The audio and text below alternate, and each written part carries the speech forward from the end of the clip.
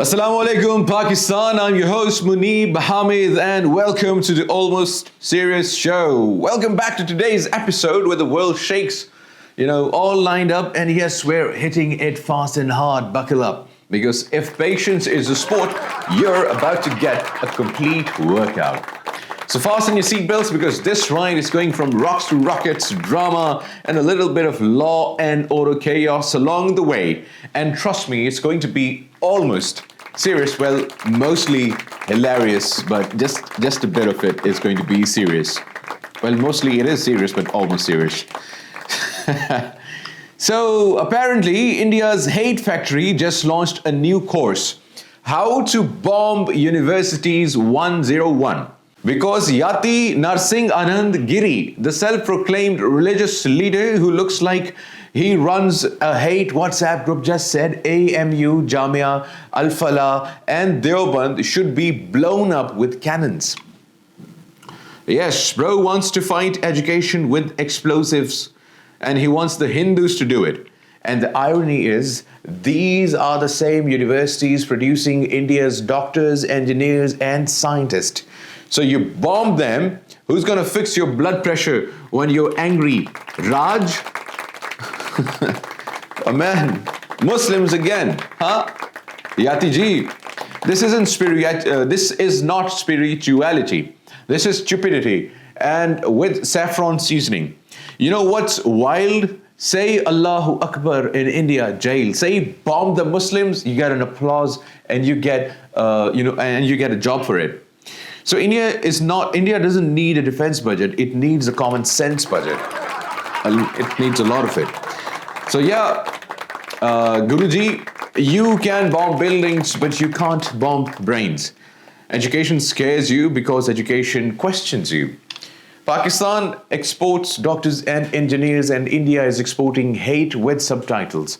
And this is new India. And we can call it Modi's India. Imagine that. And when war criminals get applause. So apparently in Israel, you don't need morals to get a standing ovation, just a uniform and a war crime. Yes, Israeli soldiers fresh from Gaza walked into court and were greeted with cheers of, "You are our heroes, we love you." But what's next? A trophy for best performance in a human rights violation? These are the same guys who raped a Muslim Palestinian women in jail, and they get a standing ovation. While the world's courts are supported to stand for justice, Israel's Supreme Court is out here clapping for rape. And outside those walls, Palestinian detainees are telling stories of humiliation, torture, and abuse. The kind of horror, that should make the world pause. But instead, it scrolls past. UNICEF says even baby milk and vaccines are being blocked from reaching Gaza. But sure, let's keep cheering the soldiers.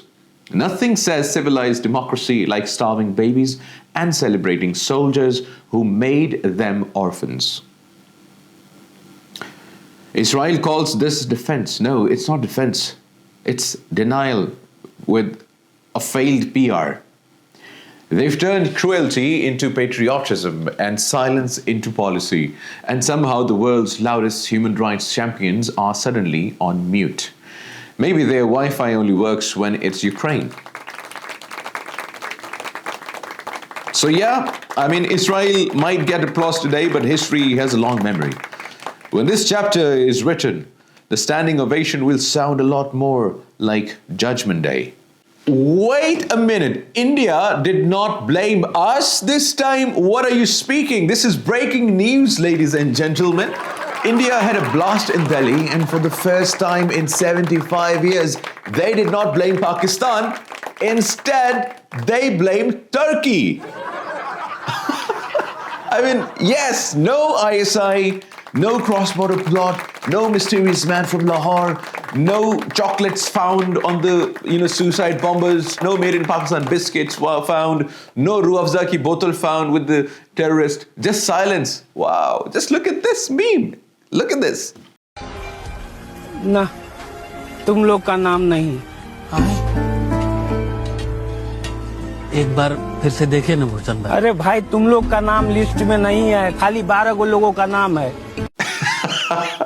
Exactly. Pakistanis heard this and went, wait? Like, are we okay? Are we not trending today in India? Why? Anchors on Indian TV were screaming, exploded. Something exploded in Delhi. And Arnab Goswami's mic just froze. Meanwhile, Pakistani aunties were calling each other like, Beta, check if the Wi-Fi is working. India didn't blame us. Maybe the internet's down or something. It's like that toxic ex who finally stops texting and you're like, wait, are you alright? You okay, miss? Even though memes took a break. Somewhere, an India anchor was crying because he had to report actual facts. So yeah, India did not blame Pakistan this time, and honestly, that's progress. Maybe next year they'll admit their power cuts aren't our fault either. Till then, let's just enjoy this rare peace treaty moment, because in South Asia, no blame is basically world peace. Wow. Wow, this one is interesting, guys. Brown cows and chocolate milk. So the misunderstanding of the century. So apparently 23 million Americans believe that chocolate milk comes from brown cows. Yes, you heard that right. Brown cows, as in, excuse me, barista, one latte from that tan cow, please. A 2017 US survey found that 7% of adults actually said this with a straight face, which means about 23 million people out there think dairy farms are basically why Wonka's chocolate factory with others. That's where the chocolate milk is coming from, the brown cows. Wow, it's funny, but also kind of sad. It shows how disconnected people are from their food.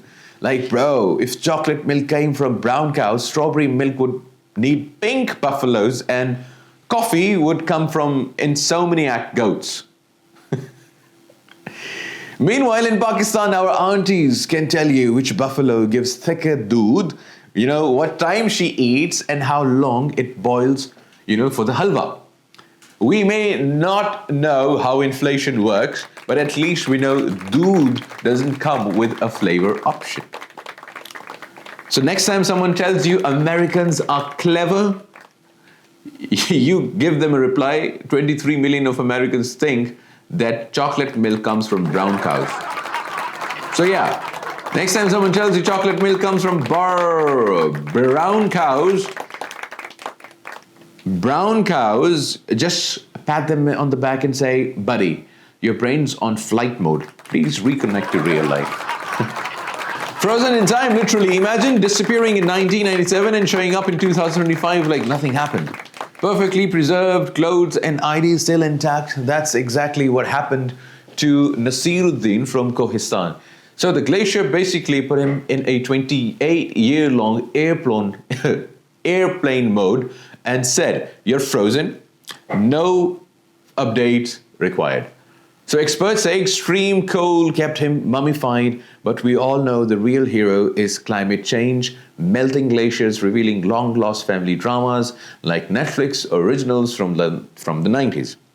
So next time someone says it's been ages, just remember, in Pakistan, disappear in a feud and a glacier might send you back 28 years later.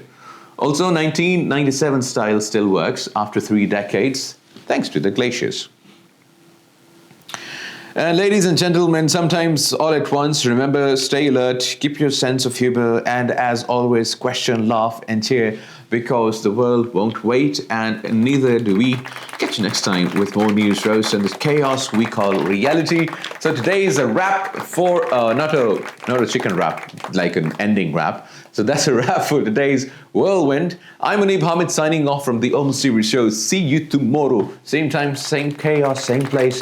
And let's hope there's positive news coming from India and they're not blaming us. Wow, I'm still in a shock and awe. Good night, everyone.